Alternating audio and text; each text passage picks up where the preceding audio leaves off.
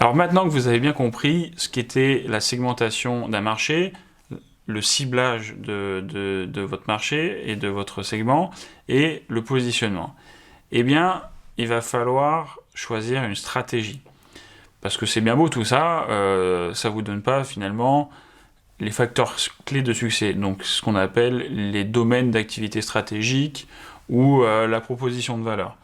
Eh bien, il faut savoir qu'il y a des stratégies qui ont été étudiées depuis de nombreuses années et qui vont vous permettre bien, de choisir tout ça. C'est-à-dire que maintenant que vous avez choisi votre marché, que vous savez un petit peu la segmentation que vous avez choisie, votre cible et votre positionnement que vous voulez, alors vous vous souvenez quand le positionnement voulu et perçu, qui sont différents, eh bien on va essayer de choisir un petit peu notre stratégie. Alors maintenant on va utiliser ce qu'on appelle la matrice du Boston Consulting Group. C'est une matrice qui est très ancienne et qui est utilisée depuis très longtemps pour choisir un petit peu sa stratégie de positionnement, de ciblage et de segmentation. On va utiliser deux indicateurs, le taux de croissance et la part de marché relative. En fonction de ça, eh bien, vous allez voir un petit peu quels vont être les produits qui sont les plus rentables. Donc le Boston Consulting Group a découpé un petit peu les produits en quatre catégories. On a les produits stars, les produits dilemme, les produits vache à lait et les produits en point mort. Alors, il faut savoir que du coup, si on parle des produits stars, qu'est-ce que c'est? En fait, les produits stars, ce sont des produits sur lesquels il y a une forte croissance et sur lesquels on a une forte part de marché. Donc généralement, ce sont des produits qui ont une bonne rentabilité. C'est-à-dire que ça va être des produits qui vont générer beaucoup de profits pour l'entreprise, mais qui vont nécessiter un investissement fort, parce qu'il va falloir toujours répondre à la guerre de la concurrence et sur lequel il va falloir investir un maximum. On en a parlé tout à l'heure, on pense tout de suite dans ces produits un petit peu stars aux iPhones par exemple et aux smartphones. Ce sont des produits sur lesquels vous avez généralement une forte croissance ou une forte demande et sur lesquels il y a une rentabilité vraiment importante, mais sur lequel il va falloir vraiment investir de manière massive pour être toujours le meilleur et pallier à la concurrence. Ensuite, vous allez avoir ces produits un petit peu dilemme, sur lesquels on va avoir généralement une croissance tout aussi forte, mais une rentabilité un peu plus faible. Les marges sont faibles et généralement, il faut généralement investir un maximum. Ça, par exemple, ça peut être le cas des véhicules électriques, par exemple. On sait qu'on a une forte croissance parce qu'on a une demande qui va être de plus en plus importante, mais on va avoir une rentabilité qui va être très faible et qui va demander des investissements importants. Ça, effectivement, ce sont des produits sur lesquels on va être un petit peu en dilemme et sur lesquels il va falloir essayer de se dire, est-ce que je vais arriver à dégager de la marge sur ces produits?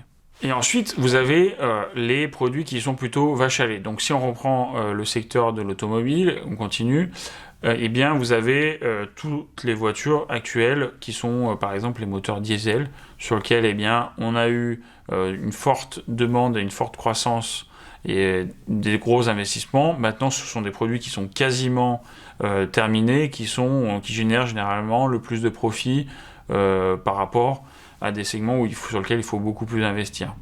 Et le dernier point, ça va être le produit point mort, sur lequel vous avez une fin de parcours finalement, un déclin à la fois en croissance et en part de marché, sur lequel il va falloir peut-être se dire on arrête tout. Si on prend par exemple les téléphones fixes, par exemple, on voit de moins en moins de téléphones fixes, parce qu'on parlait de l'iPhone tout à l'heure, on utilise de plus en plus nos smartphones et on a de moins en moins de téléphones fixes. Si vous étiez un fabricant de téléphones fixes, j'espère que vous vous êtes mis à créer des smartphones, parce que je pense qu'il se vend de moins en moins de téléphones fixes, parce qu'on n'en a plus besoin. Vous pouvez aussi du coup utiliser la matrice de McKinsey qui est un peu plus détaillée, mais globalement qui est très proche de la matrice du BSCG. Donc en fait, ce qu'il va falloir comprendre dans tout ça, c'est que, eh bien, il va falloir un petit peu choisir votre stratégie et choisir des produits, des marchés d'avenir sur lesquels, eh bien, on va prendre de plus en plus de parts de marché. On l'a vu, on a pris plusieurs exemples. Il y a des stratégies qui vont fonctionner beaucoup plus sur le court terme. Si vous êtes fabricant de voitures diesel, eh bien, vous allez fonctionner parce que généralement, il y a beaucoup de ventes. On est sur un produit qui est, on va dire, mature et qui est toujours demandé, mais qui risque d'être en déclin bientôt parce qu'on sait par rapport aux normes de l'État, eh bien que ça va être de plus en plus difficile de créer ce genre de moteur parce que eh bien, c'est très polluant. Donc il va falloir vraiment essayer de définir votre stratégie en fonction eh bien, du marché et du positionnement sur lequel vous vous positionnez. Et donc pour ça, vous allez pouvoir utiliser ce qu'on appelle les domaines d'activité stratégique. Donc vous en avez 5, qui est donc le premier qui va être la concentration sur un couple de marché produit-marché.